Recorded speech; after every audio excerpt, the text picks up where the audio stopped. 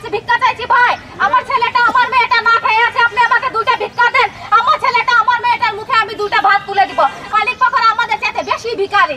অধিকারের কথা যদি জীবন দিতে হয় তাহলে আমরা জীবন দিব, কেউ পিছু পা ছড়বেন না। আপনাকে একমত আছেন?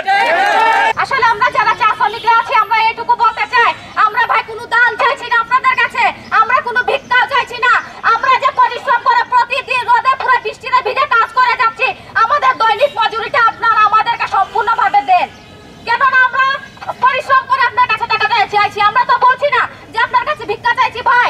আমার ছেলেটা আমার মেয়েটা না খেয়ে আছে, আপনি আমাকে দুইটা ভিক্ষা দেন। আমার ছেলেটা আমার মেয়েটার মুখে আমি দুইটা ভাত তুলে দিব। আমি নিজে পরিশ্রম করেছি, আর এখন মনে হচ্ছে কি মালিক পক্ষ আমাদের চাইতে বেশি ভিখারি। ওরা আমাদের কাছে তো ভিক্ষা চাইতে পারছে না, কিন্তু উল্টা আমাদের মজুরিটাকে তারা আত্মসাৎ করে রাখছে। আসলে আমরা যদি ওদের মতো করে করতাম না, যে আমরা চা বাগানে কাজ না করে হাজিরা চাইতাম, তাহলে মনে হয় আজ থেকে আমাদের চা বাগানে বসবাস করে যোগ্যই থাকতো না। উচিত কাজ করে আমরা আমাদের মজুরিটা পাচ্ছি না, কাজ না করলে তো কোনো কথাই ছিল না। তো সবশেষে এইটুকু বলবো, আমাদের যে 3টা বাগান বন্ধ আছে, কাজ চলমান আছে, 3 সপ্তাহ ধরে তলব রেশন পাচ্ছি না। আমাদের অবিলম্বে যেন আমাদের তলব রেশনটা দেওয়া হয়, এবং এরিয়া বোনাসের টাকা তো আপনারা জানেন নেই। 30,000 টাকা পাওয়ার বেলায় উনারা যে আমাদেরকে 30,000 টাকার বেলায় 11,000 টাকায় মানিয়ে দিয়েছিলেন, ওই 11,000 টাকায় এখন এই 3 বাগানের চা শ্রমিকরা পায় না। শুধুমাত্র এই 3 বাগানের না, আমাদের যিনি এমডি সাহেব, উনি কিন্তু আমাদের এবি ব্যাংকের সাবেক চেয়ারম্যান। আপনারা এই বিষয়টা অবগত আছেন, এবং উনার বিরুদ্ধে একটা মামলা হয়েছিল, দুর্নীতি মামলা। সেই মামলা থেকে কিন্তু দিন দিন আমাদের চা বাগান আজকে এইভাবে নিচে চলে যাচ্ছে। আপনাদের অবগত হওয়া দরকার। এটা পেপার কাটিং আছে, আপনারা প্রিন্ট মিডিয়া আপনারা জানতে পারবেন, দেখতে পারবেন। এখন আমার কথা হচ্ছে যে আমরা কোনো কিছু চাই না। আমরা সারাদিন কাজ করব, দিন শেষে আমাদের শান্তি চাই।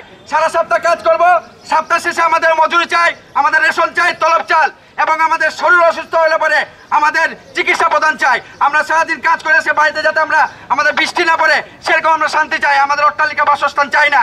আর আমি একটা কথা বলছি আপনাদেরকে, আমরা কিন্তু কেউ এখানে মনে কোনো পুণ্য নিয়ে কথা বলবেন না। অধিকারের কথা যদি জীবন দিতে হয় তাহলে আমরা জীবন দিব, কেউ পিছু পা ছড়বেন না। আপনাকে একমত আছেন? লালচাঁদ, নয়াপাড়া, দেওয়ান্দি এবং মৌলবাজারে রয়েছেন আরেকটি চা বাগান, মিরতিঙ্গা চা বাগান। এই 4টি বাগান দেওয়ানি টি কোম্পানির আন্ডারে চলে।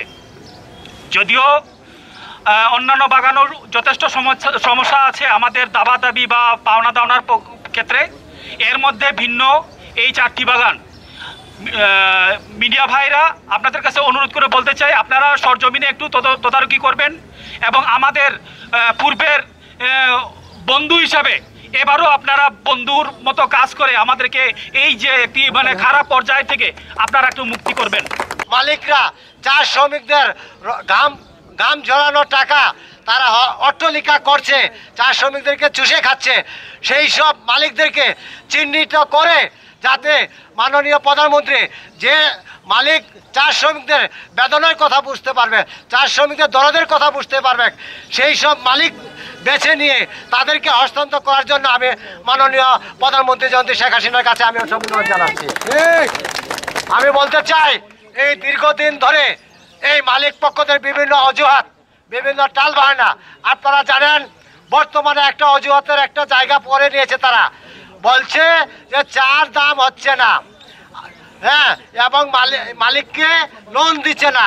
আচ্ছা বলেন তো সাংবাদিক ভাইরা, জনতা ভাইরা, এ দায় কি তার শ্রমিকরা নিবে?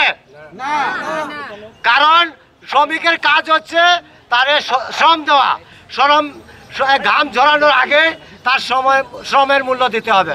তাইলে এই মালিক পক্ষরা এই অজুহাত আমরা মানি না।